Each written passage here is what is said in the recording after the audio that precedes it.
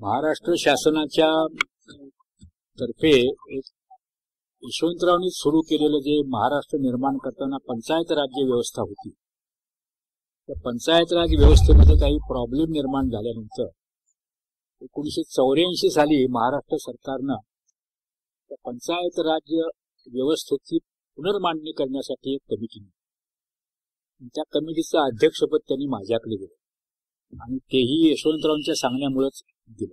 त्यामुळे मी मुंबईत 4-5 वर्ष राहिलो. त्यावेळेला ह्या विषयाशी माझा अधिक जवळचा संबंध आला. त्यामुळे मी हे बेंद्रे साहेबांनी लिहिलेली जी काही 2700 पानं छापलेली 5 खंडामध्ये शिवकालाचा त्यांनी जो अभ्यास केला आणि आपल्या आयुष्यातली जवळजवळ 30 ते 40 वर्ष त्यांनी त्या कामासाठी खर्च केले, ते सगळे खंड मी तिथं मिळवू शकलो. आणि ज्यावेळा वेळ मिळेल त्यावेळेला एक हाऊस म्हणून त्या साऱ्या पुस्तकांचं मी एक वाचन माझ्या पद्धतीनं मी करत राहतो. आता ते त्यांचे जे ग्रंथ आहेत ते काय कादंबरी सारखी गोष्ट नाही, ती त्या पुराण कथा वाचावी असं ते नाही, ते संशोधनाचा ग्रंथ आहे. एक प्रकारे बेंद्रे साहेबांचं काम हे संदर्भ ग्रंथाचं काम आहे. त्याचा संदर्भ घेऊन पुढे सगळं काय जे इतिहासाबद्दल ज्याला जे काय बोलायचं आहे ते त्याने हे संदर्भ घेऊन बोललं पाहिजे. इतकं ते मोठं महत्वाचं काम. तर मी असं का म्हणतो की ती काही कथा नाही, कादंबरी नाही, ते पुराण सांगावं तशी ते काही कीर्तन नाही. त्यांनी काय केले की कामाची पद्धती त्यांच्या आपल्या गुरुनाही त्याचं श्रेय दिले, पांडोबा पटवर्धनांच्याकडे. त्यांनी कामाची पद्धती जी ठेवली, अभ्यासाची पद्धत ठेवली ती फारच वेगळी, आतापर्यंतच्या कोणी इतिहासकारांनी, मराठी इतिहासकारात तरी कोणी न वापरलेली किंवा न केलेली. काय पद्धत त्यांनी केली आपल्या संशोधनाची, तर त्यांनी हे सगळा संदर्भ समजून घेतला की मराठी इतिहासाचे संदर्भ काय आणि मुख्यतः या 16 बखरी, त्याच्या 10 बखरी जरा प्रमुख आहेत, 6 बखरी आपल्या फालतू अशाच आहेत किंवा रिपिटेशनच्या अशा काही बखरी आहेत. त्या 16 बखरीनी जे जे काय म्हटलंय सगळ्यांनी सारखंच म्हटलेलं नाही. एका बखरीत एकाच घटनेबद्दल एक लिहिलं, दुसरं ते सगळं त्यांचं म्हणणं दिलं की ही बखर या प्रसंगाबद्दल शिवाजी महाराजांचा जन्म कधी झाला, तर ह्याच्यावर ही बखर काय म्हणते, ही काय म्हणते. कोणी 1627 म्हणते, कोण 1630 म्हणते, कोण अक्षय तृतीया म्हणते, कोण असे अनेक, प्रत्येकाने आपापल्या मर्जीप्रमाणे कालखंडाच्या बाबतीत सुद्धा अनेक चुका आणि अनेक प्रकारच्या गोष्टी दडपून घातलेल्या. त्यांनी बखरी काय म्हणतात याचे अवतरण दिले. आता ह्या बखरीनंतर त्याच घटनेबद्दल त्यांच्या घरात जी काही कागदपत्र थोडी बहुत सापडली, बरीचशी सापडलीच नाही, कुजून गेली, मात्र केलेली, तर त्यात कुठं काय संदर्भ सापडला, तो संदर्भ काय तेही त्यात दिला. पुन्हा त्यांनी आणखी पुढे जाऊन त्यांनी केला. आता हे सगळं त्या काळातली भाषा, मोडी लिपी, काय आजचं मराठी नव्हे किंवा सोपं नाही ते. पुन्हा त्यांनी विचार केला की पोर्तुगीज पहिल्यांदा आले, पोर्तुगीजांचा मराठ्यांचा संबंध आला, तर पोर्तुगीजांच्या दप्तरात शिवकालाबद्दल काय म्हणतात, त्याच घटनेबद्दल काय म्हणतात. जी घटना आहे तर बखर आपल्याला हे सांगते, पोर्तुगीज दप्तर काय सांगतं, इंग्रजांचं दप्तर काय सांगतं, डचांचं दप्तर काय सांगतं, फ्रेंचांचं दप्तर काय सांगतं, आणि हे त्यांच्या भाषेत आहे.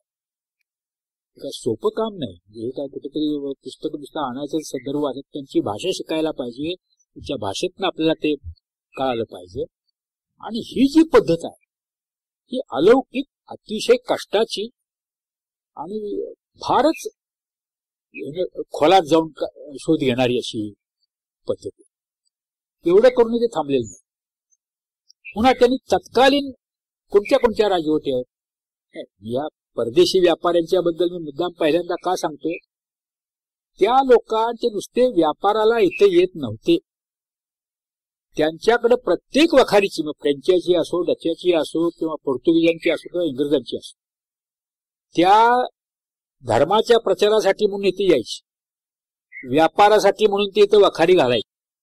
पण ते नुसता धर्मप्रचार करत होते, नुसता व्यापार करत होते, अशी जी समजूत आमची झाली ईस्ट इंडिया कंपनी, आमची कंपनी, हे तितकं खरं नाही. हे त्यांनी त्या प्रत्येक वखारीतून आणि त्या प्रत्येक मिशनऱ्यांच्या तळावरून रोज 2-2 पत्र, 3-3 पत्र ते आपल्या मायभूमीकडे पाठवत होते. कशाची माहिती देत होते पत्रातनं, इथले लोक कोण आहे, हे काय उद्योगधंदे करतात, त्यांचे राजे कोण आहे, तर राजांचे दरबार कसे चालतात, त्या राजाकडे सैन्य किती आहे, लढण्याची किती ताकद आहे, जणू काय एखादी हेरानं माहिती घेऊन सगळं पाठवावं अशी पत्र भरलेली असतील.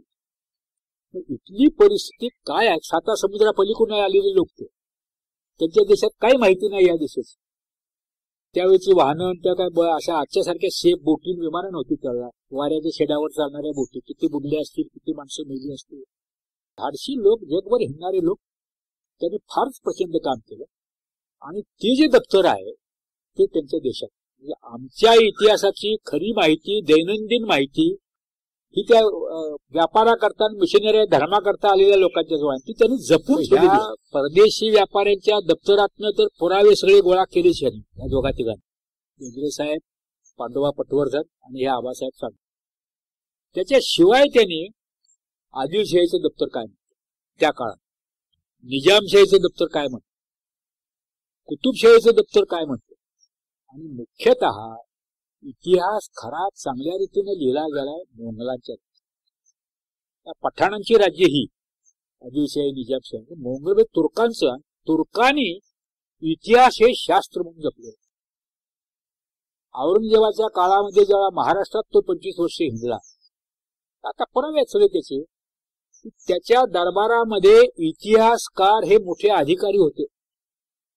नुसते अधिकारी नव्हते, जिथे कुठे लढाई देशात चालली असेल ते 3 इतिहासकार तिथे त्या रणांगणावर जायचे, आणि त्या रणांगणावर रोज काय घडलं तिघांनी वेगवेगळ्या पद्धतीने, एकमेकात दाखवून नव्हे. म्हणजे औरंगजेब कधी एकावर विश्वास ठेवत नव्हता. तिघाकडून बातमी आली मग तिघ तो त्यातनं हे का, आणि अशी तारीख हे अमुक अमुक असे त्याचे प्रत्येक दिवसाचं काय घडलं हे बातमी, उत्तम बातमी. आणि त्याच्यावरनं मोंगलांनी जे त्याचे 4-5 इतिहासकार फार मोठे आहेत. मनुष्य नावाचा एक, काफी खान नावाचा एक, मुल्ला एक नावाचा कोणते महाराज, म्हणजे हिंदी माणूस एक 2-3 असे 4-5 इतिहासकार पण नाव आहेत त्यांची इतिहास. त्यांनी आमच्या मराठ्यांच्या इतिहासात औरंगजेबाच्या ज्या लढाया झाल्या, विशेषतः संभाजी महाराजांच्या मृत्यूनंतर, संभाजीच्या काळातच औरंगजेब इथं आले. संभाजीला लढावं लागलं औरंगजेबाशी खुद्द, कुठेतरी एक लहान सहान कुठे लुंग्या सुंग्या सरदाराशी संभाजी लढत नव्हता. आणि संभाजीच्या मृत्यूनंतरही मराठी लढले ते सगळे ते औरंगजेबाबरोबर लढले. ताराराणी शेवट केलाय तिने, ताराराणीने. त्या लढायांची वर्णनं मोंगलाईच्या दप्तरात जेवढी आहेत तेवढी मराठी दप्तरात सुद्धा. ते सगळं बेंद्रे साहेबांनी खुलासे करून त्यात मग त्यांनी त्यातले उतारे दिलेत, परदेशी लोकांच्या इंग्रजी उतारे दिलेत. म्हणजे प्रत्येक गोष्टीला मी हे कशातनं बोलतोय, ही एक माहिती गोळा करण्याची अत्यंत अवघड, डोंगरावड्या माहितीतनं असे खरं शोधून काढले. आणि एकमेकांच्या विरुद्ध, तारखा बरोबर नाहीत, माणसाची नावं बरोबर नाहीत, कशाचं काही भान नाही आमच्या बखरकारांना वगैरे, त्यातनं शेसून एक सुसंगत असा इतिहास लिहिणं अति अवघड काम. आणि हे त्यांचं जे आहे ना, इतिहास लेखनातला जो सगळ्यात महत्वाचा मुद्दा, ज्याला पुढे तर्कचित्र दिवशी मी तिचं फार कौतुक केलं, की प्रत्येक घटनेचा काहीतरी कार्यकारण भाव असतो. ही गोष्ट घडली, उद्देश काय, कारण काय, कोणी घडवली, का घडवली हे सांगता आलं पाहिजे. नुसतीच घडली म्हणून सोडून दिलं, ह्याला काय अर्थ असेल, तो इतिहास होत. ही कार्यकारण मीमांसा प्रत्येक घटनेची करून त्याला पुरावे देऊन लोकांच्या पुढे मान. त्याला तर्कचित्र दिवशीने असं म्हटलं एका प्रस्तावनेत, त्या पुस्तकात आहे आता, की बा इतिहास संशोधन कसं करावं याचा मानदंड बेंद्रे साहेबांनी आणखी पांडोबा पटवर्धन यांनी घालून दिले. हे इतिहासाचं सगळं त्यांनी, आणि साधारणतः औरंगजेबाच्या मृत्यूपर्यंतचा सगळा एक तपशीलवार इतिहास बेंद्रे साहेबांनी लिहिले. आणि शाहू महाराज औरंगजेबाच्या कैदेतनं कसा सुटून आला इथपर्यंत ते थांबले. म्हणूनच्या याच्याबद्दल ती हत्या कुठे झाली, कशी झाली, ती सगळी इतिहासावर, पण नेमकी जागा कोणाला काय त्याची माहिती नाही. पण नाही, पण बेंद्रे साहेबांनी जे शोधून काढलं ते असं, की त्या काय तुळ जे गाव आहे तुळापूर, तिथे तो औरंगजेबाचा 4 गावात असा तळ पडला होता. सोलापूरची मोठी 4 गावाची मोठी फौज, त्या लाखाच्या फौजी, त्याच्यामध्ये पसारा फार मोठा असायचा. तर त्या तळावर आणून पुन्हा संभाजी त्यांनी त्याकडून ते फिरवून वगैरे नंतर त्यांना ते प्रेत कुठे टाकून दिल्यासारखं असं दिलं.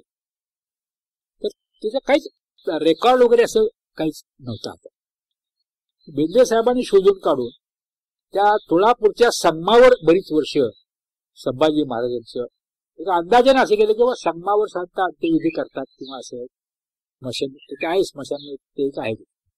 पण तिथे त्यांनी बरीच वर्ष संभाजीच्या मृत्यूचा उत्सवही साजरा केला. म्हणजे सुरुवात केली बेंद्रे साहेबांनीच. संभाजीची आठवण ठेवून त्यांची पुण्यतिथी साजरी करायची. नंतर काही काळानंतर म्हणजे उशिरा एका कुलकर्ण्याच्या दप्तरात ते त्या आता जिथं समाधी आहे ना त्याच्या ह्याच्यात एका कागदात संदर्भ आला की इथं निवडुंगाचं मोठं जंगल होतं. पूर्वीच्या काळात डोंगे असायचे, मोठे काटेरी निवडुंगाचे असे डोंगे असायचे. त्या डोंग्यामध्ये संभाजीचं प्रेत टाकलं, अंत्यविधी केलाच नाही. ते शोधून काढलं. तिथे नंतरच्या काही गावकऱ्यांनी एक दगडी चबुतरा असा उभा केला. ते प्रेत पडलं तिथे त्या ह्याच्या डोंग्यातनं, ते डोंग्यातनं शोधून काढून त्या जिथे समाधी आहे संभाजी महाराजांची त्या गावात, हा वडूद, ते गावाच्या बाहेर होतं डोंगा. तो आता जरा गावातल्या विशीजवळ मी जाऊन पाहायला येतो. गावाच्या विशीजवळ आता बऱ्यापैकी समाधी. पण याचं श्रेय सगळं आहे बेंद्रे साहेब. तोपर्यंत संभाजीचं ते अंत्यविधी ते पुण्यतिथी कुणी काय विसुबाईने त्यात थोडासा प्रयत्न केले. विसुबाई सुटून आल्यानंतर औरंगजेबात पुढे 1-2 वर्ष काय ती हयात होती, इकडे स्वराज्यात होती, दुसरं तिचं आयुष्य पुढे तिच्यात. तर अशी हा संदर्भ आहे तिच्यात. संभाजीच्या बद्दल त्यांचं काम हे अगदी एकमेव काम असं आहे की त्यांच्यामुळे महाराष्ट्राला संभाजी कळायला लागला. आता बेंद्र्यांचा खरा संभाजी महाराजांचा इतका शास्त्रशुद्ध पद्धतीचा अभ्यास पुढे येऊन सुद्धा नाटकवाल्यांनी नाटक कशी लिहिले, त्या संभाजीला पण संशयित आरोपी होता. डायरेक्ट आरोप करायचा, संशयित आरोप. लोकांच्या मनात ती हे जाऊन त्यांच्या प्रस्तावनेमध्ये फार त्यांनी असं म्हटलंय, अरे एवढे कष्ट करून यांनी जर हा खरा इतिहास आता बाहेर आणलेला आहे तर याच्या पुढच्या लेखकांनी, शाहिरांनी, नाटककारांनी, सिनेमावाल्यांनी आता ह्याचा संदर्भ घ्या आणि खरा इतिहास मराठी माणसाला सांगा. हे जर केलं नाही असं शब्द आहेत तर्ककीर्तनचे.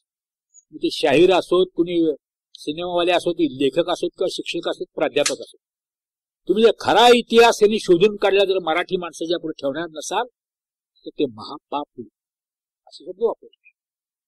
लक्षात आहे. याच्यामुळं मला बेंद्रे साहेबांनी या महाराष्ट्राच्या इतिहासाची जी सेवा केली त्यावेळी कोणालाही मनाने कृतज्ञ राहण्यापैकी दुसरा शब्द नाही.